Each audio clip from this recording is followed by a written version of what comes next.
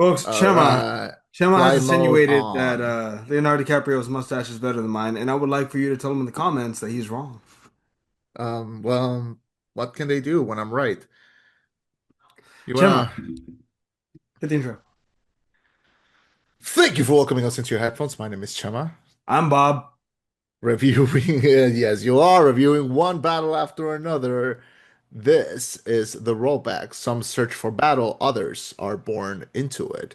When their evil nemesis resurfaces after 16 years, a band of ex-revolutionaries reunite to rescue the daughter of one of their own. This is the new movie by Paul Thomas Anderson, director of modern classics like Boogie Nights, the Master, Inherent Vice, Phantom Thread, Magnolia, Punch Drunk Love, and There Will Be Blood gives us another banger.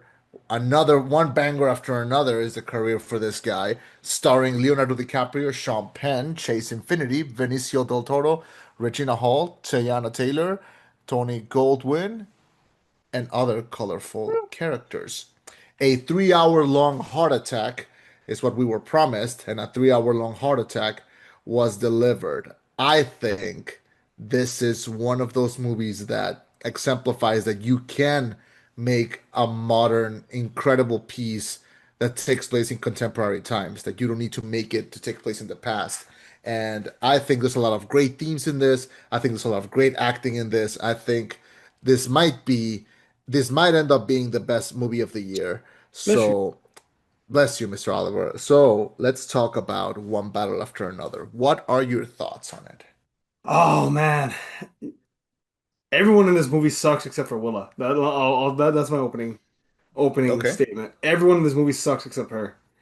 I have a lot of thoughts. I have a lot of notes about this movie. This movie was a complicated ass movie to watch.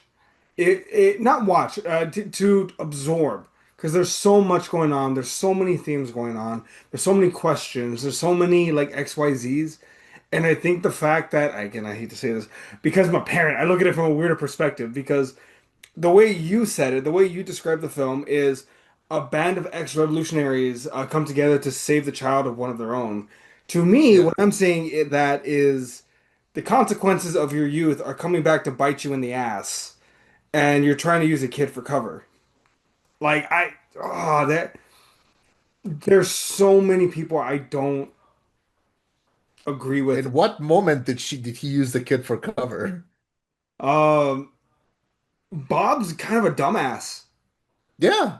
Like I get it, like you're heartbroken about your wife turning traitor and being a snitch, but like you don't get to be a stoner when you have a daughter to raise. I'm sorry, you don't get that privilege. You if you wanted to be a bomb expert in your youth, you don't get to be a stoner when you're older. I'm sorry, you don't get that privilege. You need to buck the fuck up because you have a daughter to raise. Because it seems like an I Am Sam situation where she's raising him essentially. Maybe I'm wrong, but I'm not. I do think you're wrong on this. So here's the thing. My interpretation of this movie is I mean in a very yes, hello Ollie. My interpretation of this movie is that this is about the passing of the baton generation wise.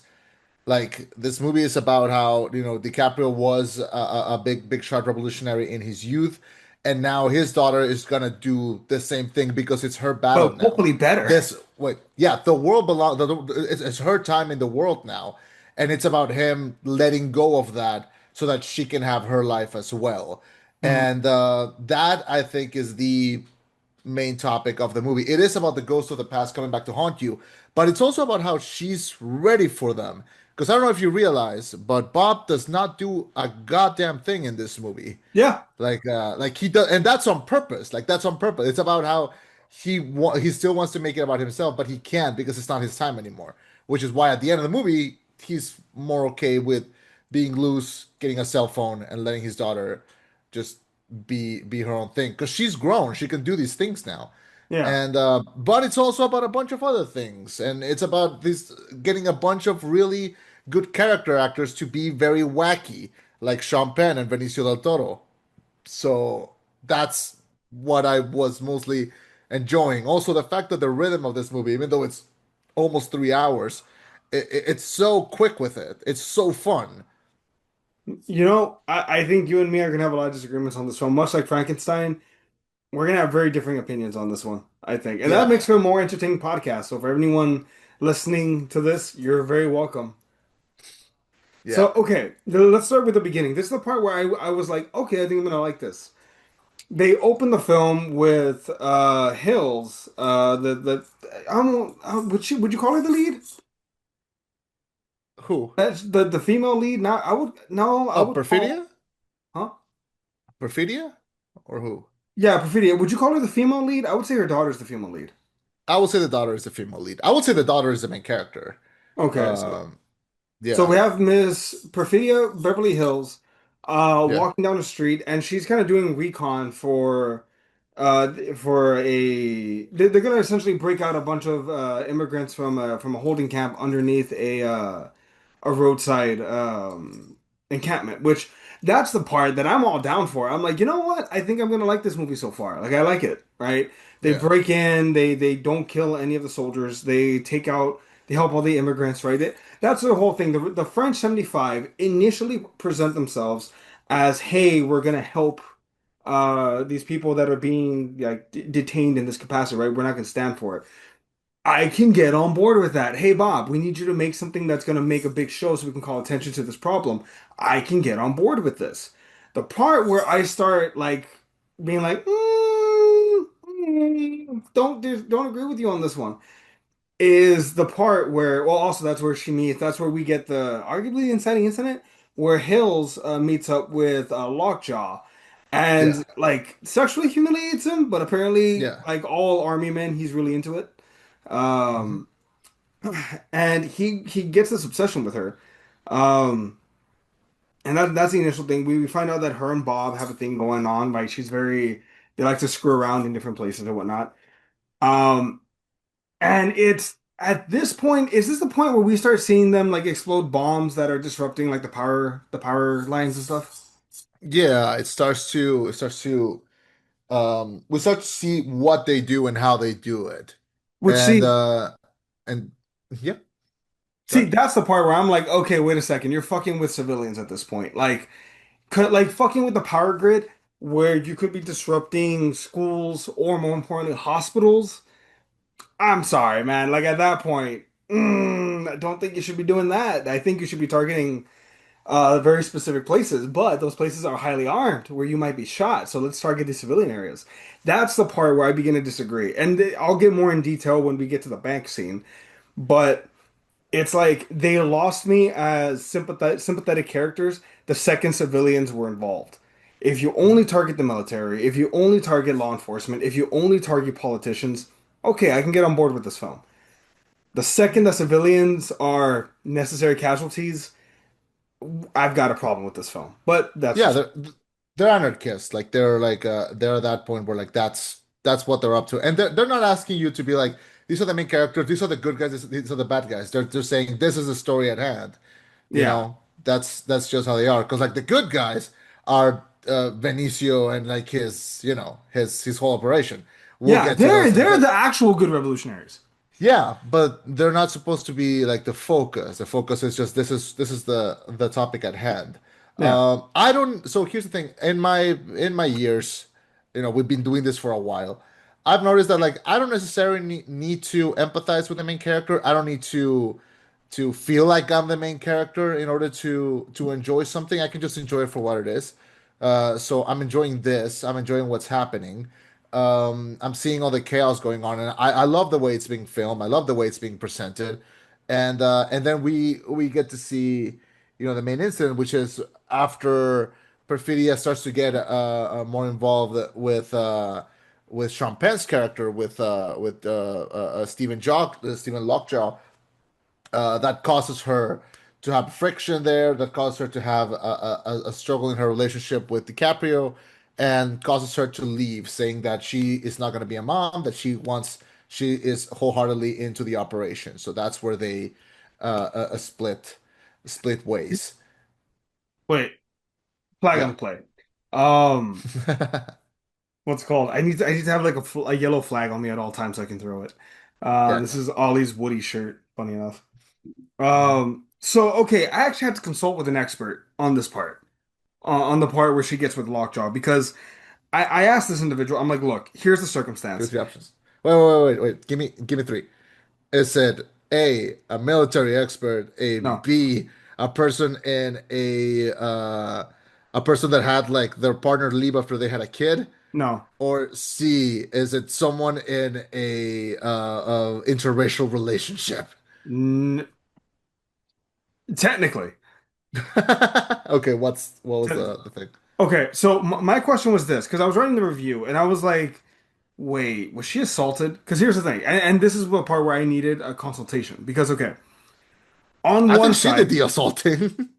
no, I mean at the hotel, because Yeah, he finds her at this building and says, "You can keep doing whatever you want to keep doing, just meet me at this hotel." Was she yeah. coerced and essentially forced into going because she knows he can find her, or did she want this to happen? And then again, after that, did she want the sexual thing to happen, but she didn't want to get necessarily get pregnant? So what about that aspect? Maybe that's why she didn't take to being a mom, because she was down to mess around, but not for that aspect. So Mhm. essentially, the word I got back was, one, it's very common for really racist Anglo guys to be into women of color because it's forbidden. But also more than that is two things can be true at the same time. It could have been that she was up for, like, you know what, this could be fun, but also she was not, she didn't want to be a mom, right? Like it happened. Both can be true at the same time, essentially. So because I was conflicted. I was like, was she assaulted? Does this count as assault? Or is this it's complicated. And that was a hard thing. I couldn't come up with a solution. I had to ask an expert in that. Okay, so a big thing with this scene specifically, and this is my only problem with this movie, is that I don't think we have to watch this movie and be okay with the fact that she is not, exactly, A good person. a good person, Yeah. because because I thought, okay, she's gonna meet up with the hotel and like she could just kill him right there, you know, Yeah. but she didn't, and then she Hello? like you're the one that like went there and didn't kill him. But okay, well that created like the problem. Yeah. Yeah, I agree that these are not good people, but that's the story at hand. And oh God, yeah. So that's the situation where we're at. Um, I like the setup. I like where we're at, and I like the moment where we stopped, and leads to her running away and basically disappearing after she leaves DiCaprio. And also, we have to talk about this. We have to talk about Lockjack's character, played by Sean Penn, because this is one of the most evil yet funny motherfuckers I've ever seen in a movie. Like from his Vince McMahon walk to the way that he talks, to the things that he says, to just the way he presents himself, to his weird creepo energy, to his tight shirts. Man, this is a character. Why is your This shirt so is a tight? I'm not a performance. homosexual, if that's what you're asking. Dude, you went there, not me. Why No, no, did you no, go there it's first, true. Lockjaw? Do you want to talk about it? It's so funny, man. And there's a lot of things that he says and that I've said to him. I don't want to say them because your baby is like right there. But oh my God, it was so funny. What's cool? The part that made me go like, this guy is just an asshole, is the part Yeah. at the end when he says he would like, why did they do that to you? And he's like, they wanted my genes. They wanted my seed. I was like, really, clearly, that, that is why Yeah. it happens. It was No other fucking so reason. But anyway, funny. okay. Just one more moment. The part when like, DiCaprio is like buying diapers Uh-huh. and he goes like, "You have a kid?" Like, "Yeah. What's her name?" Like, "This is like sounds like a black girl's name. You like black girls? I love them. I love them." Stupid. Like it's Fucking so weirdo. funny. Fucking I weirdo. couldn't help it. Every word that he said was just so funny. This movie has some of the best line deliveries in a movie all year. Thing between Dad and Sensei saying like, "I had a few what? A few small beers." Buff. Courage. Uh, yeah, Pop, courage, Pop, courage. That part where like DiCaprio's like losing it on the phone because he can't get the password right, and he's holding the Modelo, and he's like, "Man, life, man, life!" Like I love the he's, part where he finally gets to confront the guy who was screwing with him. oh yeah, Uh, and I'm like, oh, calling and I in would like F20. to. Give me your supervisor. He's like, holy shit, dude, he's a war hero. Tell him how the fuck to get here. He's like, fuck you, I told you. You clearly don't have any children. Like, yeah, Also, the part, I'm sorry, I understand. Look, I'm just gonna fucking say this, and I don't yeah, mean for it to sound how it's gonna come off. The part where the okay, revolutionary is over the phone saying, I feel like you're violating my space, you're making me feel unsafe. yeah. You're a fucking revolutionary. What the fuck do you think is gonna happen, you dumb, stupid, four-eyed son of a bitch? Do you think that this is playtime? Do you think we're in a safe college? No, you're in fucking war, you idiot. My God, I would have put hands on him so quick. This It's is war. yeah, it's like that, and but yeah, but coming back to the Hill. storyline, So Hill leaves, yeah, leaves Willa with Bob for Bob to raise because clearly Bob is qualified to do this. Um, and her dumbass, which again, I would, when the French 75 decide to rob a bank, I'm like, this doesn't feel revolutionary. This feels like criminal to me. Like you're not even robbing like a big bank. You're robbing like some random ass bank in like fucking I don't know San Diego, whatever. hmm And she shoots a guard who's making like he's making next to nothing, and she shoots him. Congratulations, you just shot a civilian. I would argue the guard is not military. He's not high up there. The dude gets paid papitas to just sit there. Like he's paid to sit in a goddamn stool and read the newspaper and be like, "Don't do nothing." So shoots him, and then they run off, and they're freaking out. And you have this one girl that's like walking across the bank tellers to be like, "Look at my face, look at my face. I ain't hiding." She was not saying shit when she was surrounded by the cops. Now was she? I just want to make that point. They talk all the smack until there's a gun in their face. If you're gonna go out, at least go out smack talking. At least go out trash talking. But anyway, also endangering the civilians with these car chases. Like again, that I'm dead against this. 100%. Find another way to fund your terrorism or domestic revolution, whatever the fuck you want to call it. Whatever you want to pretend to be. Find a way to fund it without hurting people. That's my problem with these characters. But then, anyway, Hill gets captured and then snitches. Goes full yeah, snitch. Like, somehow that's worse than her just being going to prison because it's like she talked all this shit and she's nothing. But I'll say this much, I understand why Bob hid that from Willa. Because a lot of us, myself included, identify ourselves strongly by some of the traits of our parents, right? Hardworking, dedicated, loving, whatnot. So to find out that your parent was a snitch, I cannot imagine what that would do to you internally. Like you would feel like, oh my God, I come from a rat. I must be a rat now. No matter how strong your sense of self-identity is, how much of Willa came from Bob, to be fair. He empowered her enough to be able to speak for herself and like fight back and fight and stuff. But how much of it was like my mom was a revolutionary hero? I'm gonna be too, you know? yeah, So it's so complicated. And I don't blame Willa for being mad, but I can't blame Bob for hiding that. Because like how do you tell a kid, hey, you're the parent that you love, the one that I told you died, she was a rat and had all her friends get yeah. locked up. Yeah, it's complicated and it's complex, and which is why I like the setup. I like the setup to this, and then we get like a little time jump, which is Bob and Willa get 16 years? uh re yeah they get sent out to, they call it a sanctuary city, which I believe is El Paso, and they're surrounded by this big Latin American community, and that's where we start to meet a couple of side characters, including Ugly motherfucker number three. the standout character of the movie. I think this is Oscar caliber performance. Like I think this is so freaking fun. I love this character so much. And I like how in control he is of like every situation that they're at.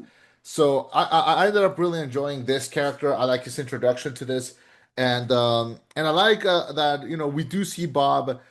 I feel like we've seen enough stories of like, oh, this guy is like former revolutionary, so he stays like so he stays, militant, he stays like aware. I like that he became a bum. I like that. It's different. We get something different. Yeah, we've seen these stories of like the kid raising the parent, but it's different fear. I feel like because she does obey him in like a few things. She has a secret cell phone, which we'll get to that in a bit. Yeah. But I like the setup. I like that he's a bum. I like that he's obsessed with weed and beer and everything because it makes it's a funny scenario to be. Um, also Apahelate. um, also the scene where Willa is at her dance. They played two songs. They played Mabamba and they played Shut Up and Dance, which is like it's kind of cool to see that like a prom or like a dance in a school, but it's like contemporary and like oh these are the songs that are gonna be played Yeah. in this shit. That I thought was really cool because it's like we're so used to seeing like oh 80s 90s 2000s and it's like oh it's this now. Yeah. Cool. So that's fun. We gotta talk about this girl Chase Infinity who plays Willa. This is her first movie. 24 years old. She's a fucking talent. She has a long career ahead of her. I'll give her that. Yeah, like she is incredible. Like I think like she has to work between DiCaprio, Sean Penn, and Benicio del Toro and Regina Hall, and it's like and she manages to like stand out, like stand side by side to them. She's pretty much the main character. Like I think she's freaking incredible. What a find! I would also like to point out, and again, this is another part where I'm like, y'all are bitches. Her friends snitch her out to the military so Oh quickly. yeah, Like, so yeah. but oh, I thought we were ride or dies, you fucking idiots. Huh? I respected all your life choices. You're gonna sell me out like that? But kids, rule number one, and Ollie's gonna fucking know this. I don't give a shit if it's a cop, military, ICE, PD officer, trooper, whomever the fuck. If you're below the age of 18, you know what you say? I would like my parent and or guardian here. I will not speak to you until they are here. When you're above the age of 17, 18, you know what you do? Lawyer. You're not under arrest. Okay, then I'm free to go. Well, no, we're going to talk to you. Lawyer. But you're not under arrest. Okay, then I have nothing to say to you. Lawyer. That's it. That's all. You fucking idiots. How did none of these kids, none of these alternative kids, who, let's be frank, have alternative lifestyles, who you know have had running with the cops before, how are they not automatically in their head lawyer the second that they're talking to the military? Under any circumstances, lawyer or parent. Pick one, but commit to one, you dumb shits. You see, this is what I mean. I watch this and all I see are the stupids. It pisses me off. Uh, But no, no, but I want to talk about how Lockjaw. So, can we talk about the old white men that are too important for their own good? The you Christmas mean Adventurers Club, the which Christmas sounds like Adventures, the which is dumbest fucking club that some kids made when they were 7 years old. That are rich, that are like the world's against us, but we're gonna be able to do it, guys. These fuckers it's who are seemingly super are fun. like endlessly wealthy, like they're the secret club of coalition. They're the Illuminati, but they're not the Illuminati because that name is too well known. So the Christmas Adventures Club, Hail Saint Nicholas, fucking triangle dumbasses, decide that Lockjaw might be worthy to join them. Which fair enough. I mean, he is a racist piece of shit, so he fits. Um, but they tell him that he can never have had relations with a person of a different race. Um, and so he's still leading a military charge, finds justification to essentially invade El Paso.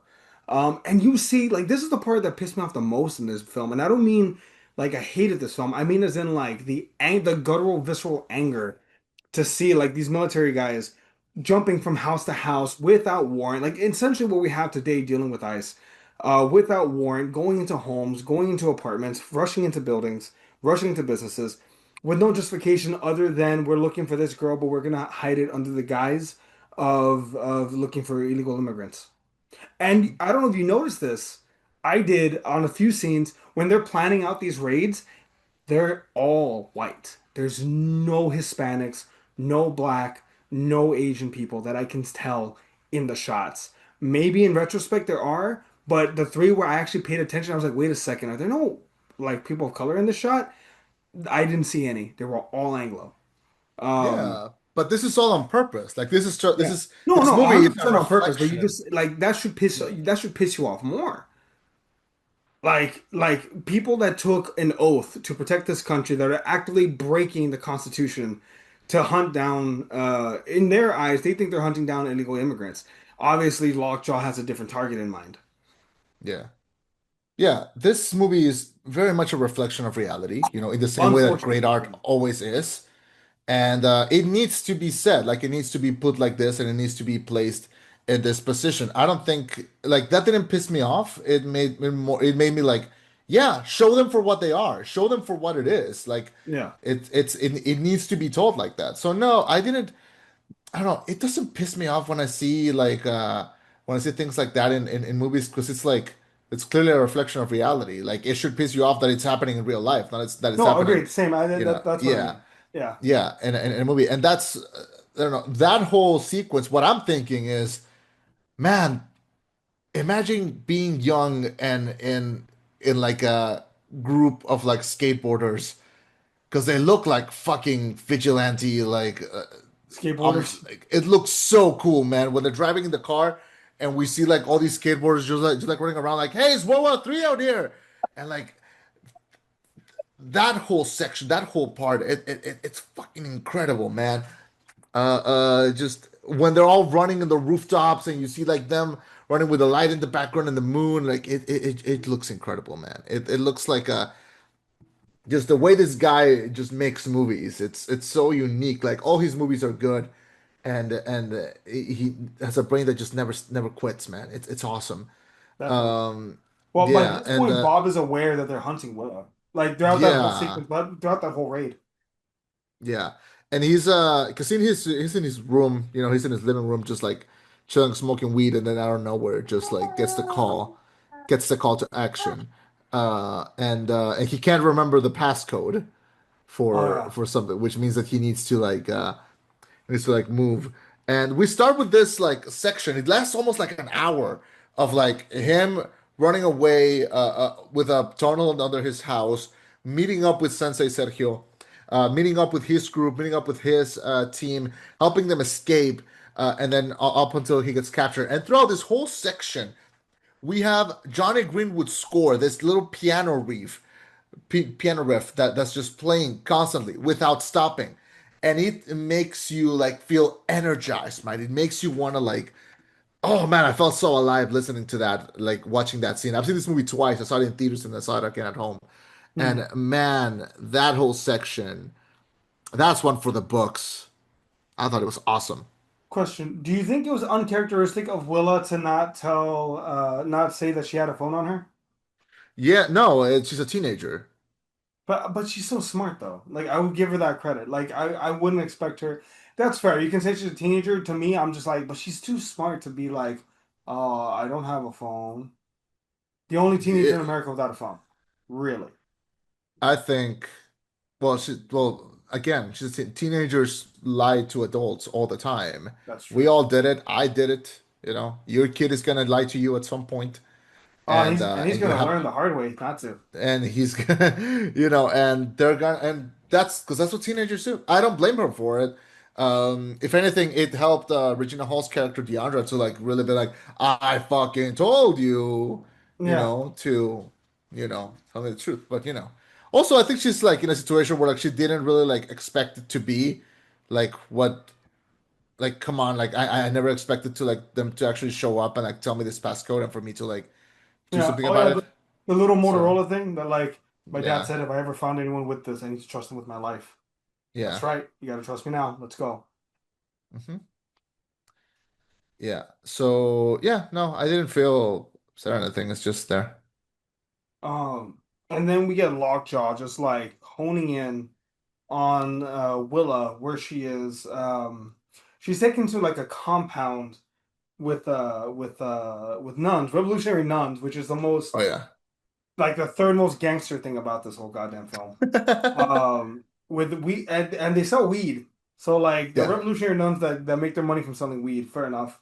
On contact, they're like they tell Willa straight up, your mom was a snitch. Like your mom was a rat. Yeah.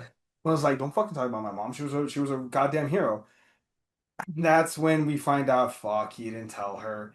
And she has her reality gets rocked in the span of like 12 hours. She finds out that Yeah. her mom was a rat. Her mom's alive and a rat.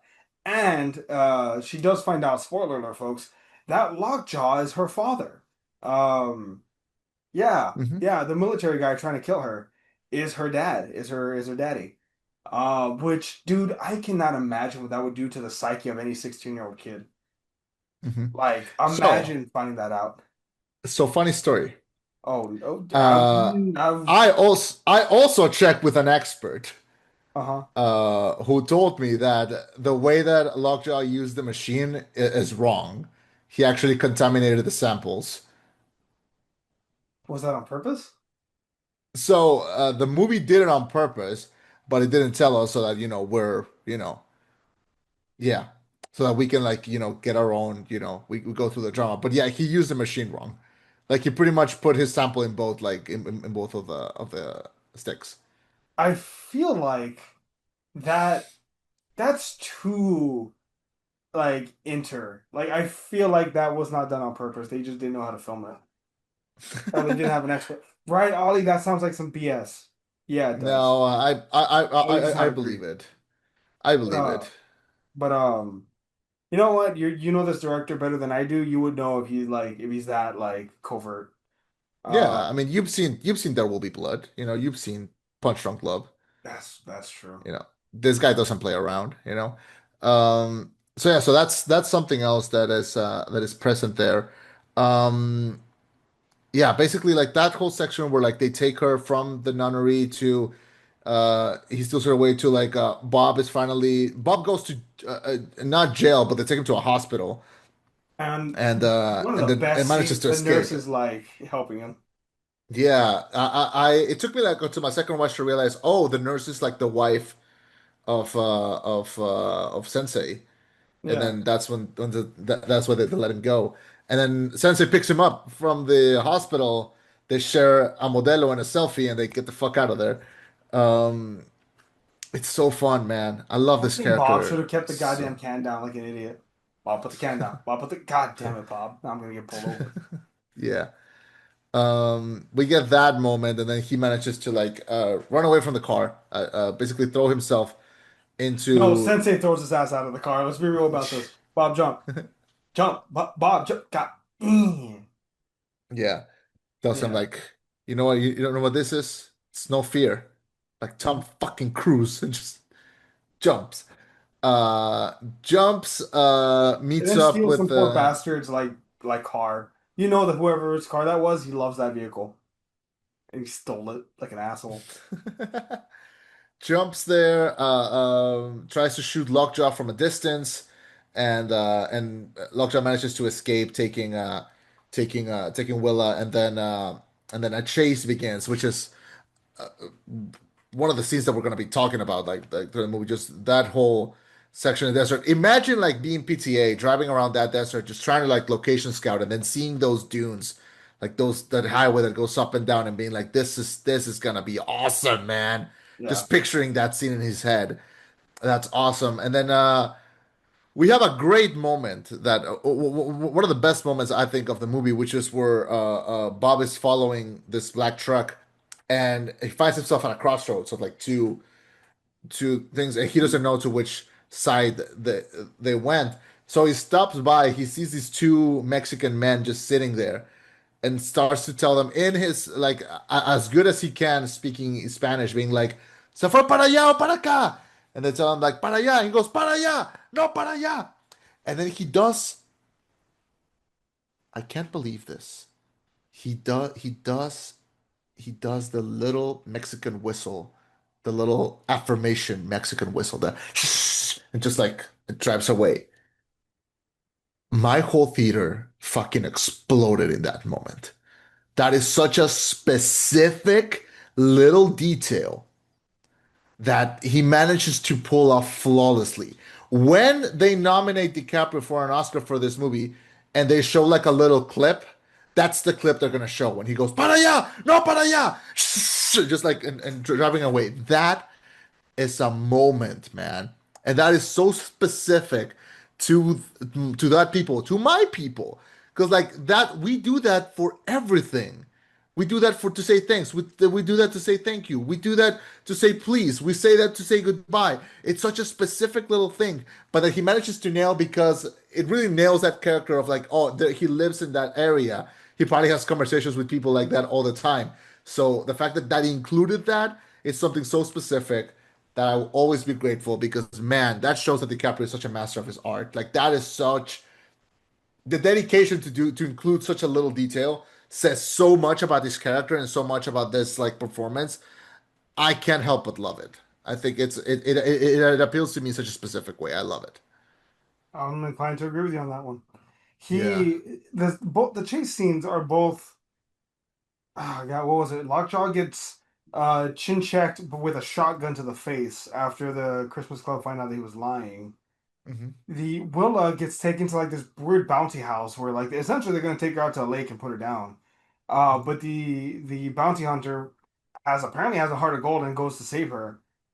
She takes Yeah. off, and then we have this uneasy sequence where she doesn't know who's in the blue Mustang, but she knows like they are coming for her. So she Yeah. has this brilliant moment of using the dune to her advantage, parking the car, standing with a gun, and the Christmas Club guy just gets face planted into the what no, he's in the Mustang, hits the Dodge Charger from behind, stumbles out, and Willa puts him down. Hmm. And you just Yeah. see the terror on this poor girl's face, the PTSD. Like in the past 24 hours, I think by this point, found out her mom was a rat, her dad's a rapist, or at the very least, like this weird military racist piece of shit. Uh, is about to be killed, not once, but twice. And then she murders a guy.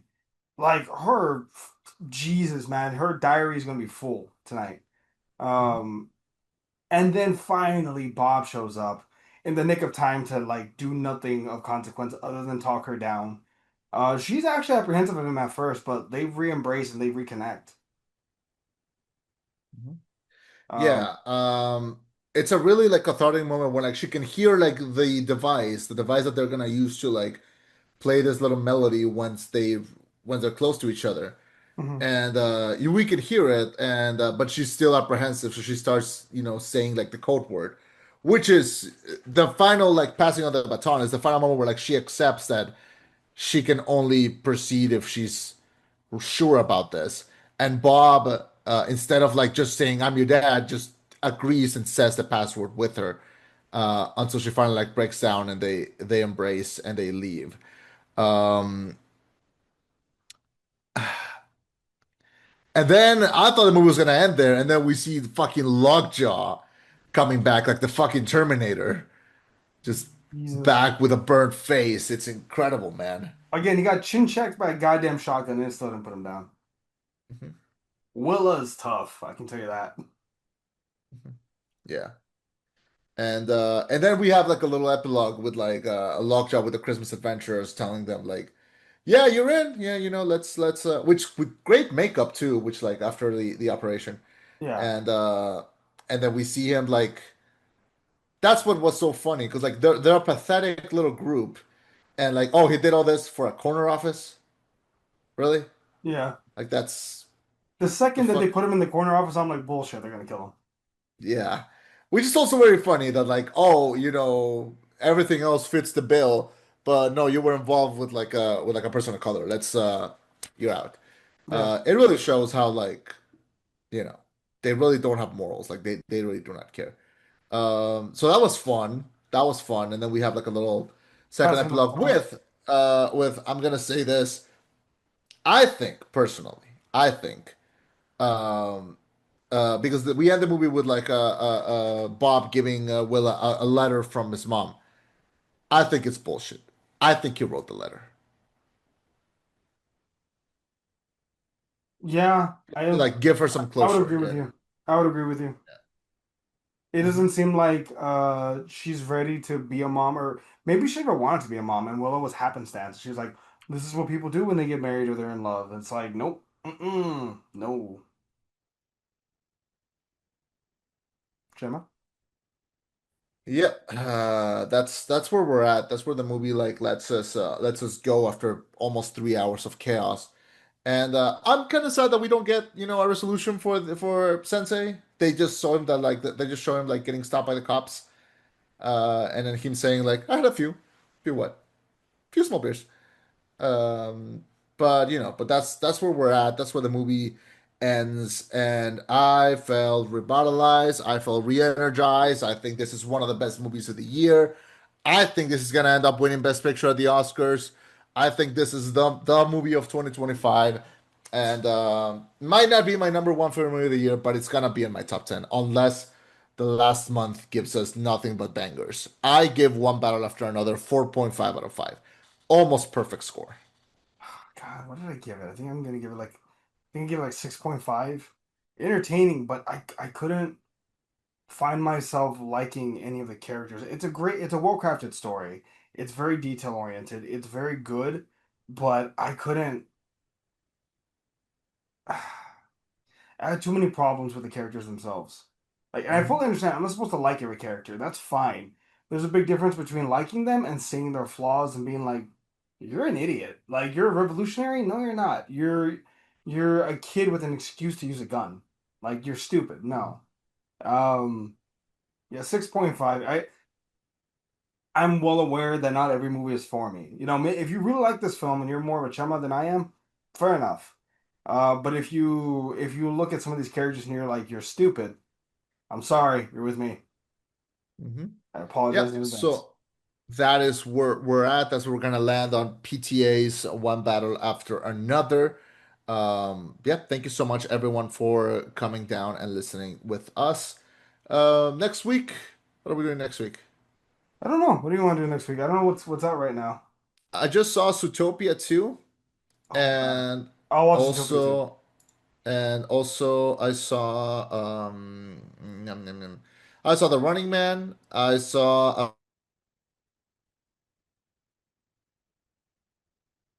streaming, and I saw Prayer of Badlands as Wait, well. wait, wait, So wait, backtrack it. You saw The Running Man and then what?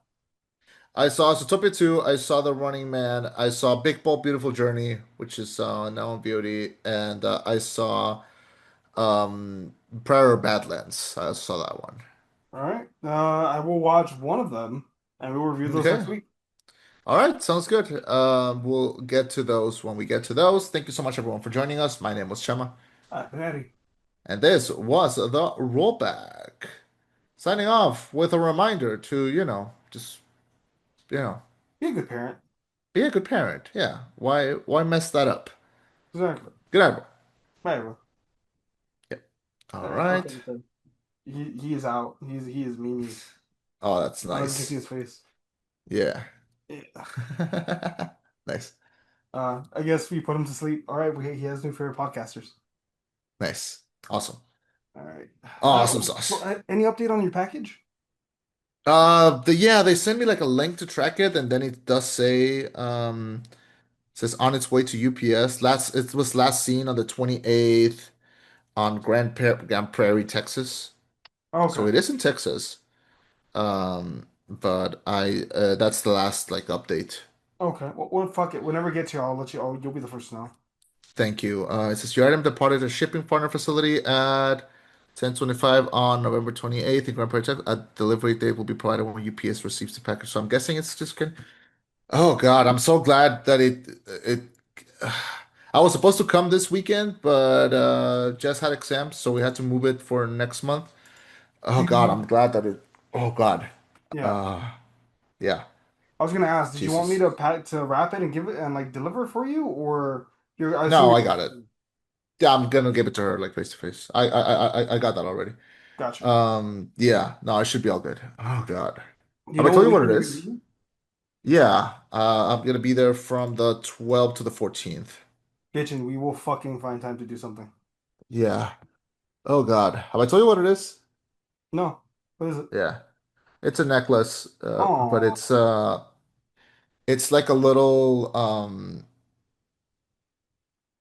little it's charm like a bracelet? little no, it's like a little screw, Yeah. but it's the thing from the ending of the Iron Giant. The thing that goes in is like Oh, that's cute. yeah, she loves the Iron Giant, so That's cute. I that's like like that. yeah. But yeah, but that's gonna be the thing. But we'll see. Well, hopefully it gets through. Oh God. It'll get here. Give it time. It'll get Yeah. here. Yeah. All right. Something else that I wanted to mention to you. Have you heard of this game called Dispatch? This video I game? loved it. I watched a playthrough of it. I watched all 8 episodes. I loved it. Oh God, can we review it? Hell yeah. Can we? Oh God, Okay, next week I'm we'll do it. I'm usually not for reviews of games, but I played through it. I played through it like twice. I am obsessed with it. I need to like talk about it. Yeah. We're gonna talk about it, but I have one quick question first. Yeah, Invisigal. my boy, I can I fix her. I actually did the two playthroughs to experience both. But yeah, Nah, yeah, nah, I I get picked it. him as a guy. I was like, I can fix her, and Nikki's like, of course you would. Of course you pick her. No, I get it. Actually, I think Blonde Blazer is awesome. Like I think she's so well written. Yeah, And it's a great contrast to her, but I know who I am. I can fix I her. am I am what I am. And yeah, yeah. But yeah, no. Actually, on my first playthrough, I actually went with Blonde Blazer. But Ooh, basic but then insane. on my second, I was like, no, this is better. This is better. But yeah, if we can talk about it, that'd be great. Hell yeah. All Yeah. right, next review, we'll do Dispatch on. All right. Sounds great, man. Hell yeah. All right. I'm gonna let you go because I can see you literally got your hands full. So all Because right, it I'll talk to you happens. later, man. Later. Thanks, man. Bye. Bye.